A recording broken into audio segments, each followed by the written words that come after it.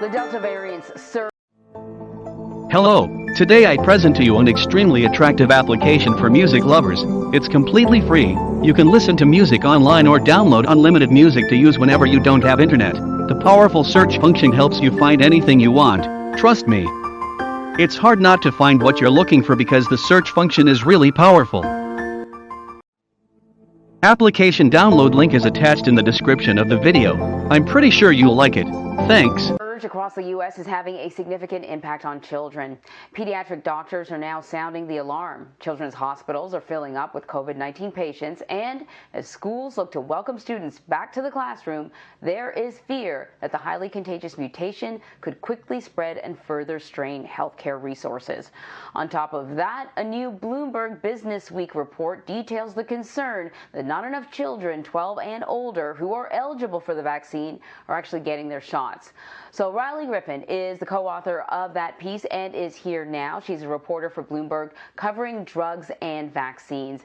Riley, we're learning new information about COVID-19 and the Delta variant every day, but specifically when it comes to children, what do we know about the virus's short-term and long-term effects? U.S. health officials are currently changing their tone and tenor around the risks COVID poses to children. To put some numbers in context, more than 4 million children to date have contracted COVID-19. That's a number that experts anticipate is rather low, given so many children have asymptomatic disease. And about 45,000 children have been hospitalized. These aren't numbers that we can ignore any longer. 350 children have died. And as the Delta variant becomes the most dominant variant here in the United States, we're noticing a surge in cases among children as well. One piece of data that we haven't yet conclusively determined is whether the Delta variant is making children sicker and quicker. But anecdotally, we're hearing across the country, and particularly in hotspots, that appears to be true. In terms of those short-term effects, as you said it, there's an inflammatory condition, MISC. It appears to break up the immune system like a bomb. That was how it was described to me. It leads to inflammation of vital organs, including the heart. It appears still rare, but it's a concern to be thinking about, given especially that those who ultimately develop it are often children who are asymptomatic from the get-go.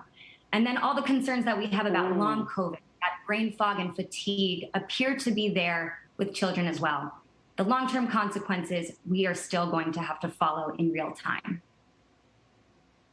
That is so concerning because, unlike adults, children won't express themselves the same way. They won't say, I'm experiencing fatigue. They'll just sort of get really grumpy when you ask them to make their bed or something. And so it's very easy to misinterpret symptoms of illness as just bad behavior.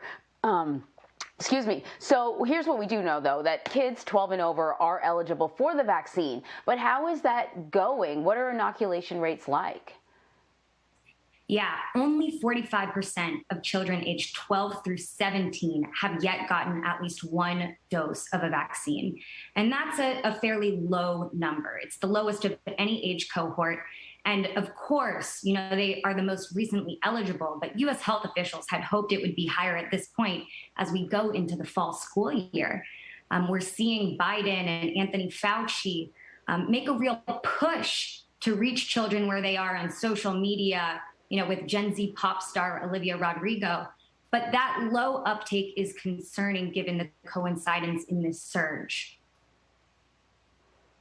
I wonder how much that is connected to parents, the adults simply being a little concerned about, giving the shot to their kid. Even if they got it, you look at this little body and you wonder, can it handle a brand new vaccine? It's a fabulous question. And what the reporting that Susie Ring and I found was ultimately that a lot of the hesitancy does appear to map onto that of their parents. This is falling across geographic lines, it's falling across political lines, and in most cases, children do need the consent, the approval of their parents to get those vaccines. So it's no surprise that we're seeing trends play out similarly. But that should leave us concerned that ultimately, this is 25% of the US population, and it's 25% of the population globally. if we ultimately want to reach that elusive goal of herd immunity, reaching children is absolutely critical to that calculation. So in-classroom learning's set to begin. In some areas of the country, it has already begun. What are pediatricians most concerned about as kids head back into the classroom? I think the question as kids go back to the classroom is what community transmission looks like in the area and how much of the classroom has been vaccinated. At this point, the default assumption has to be that you're going to have a mixed bag.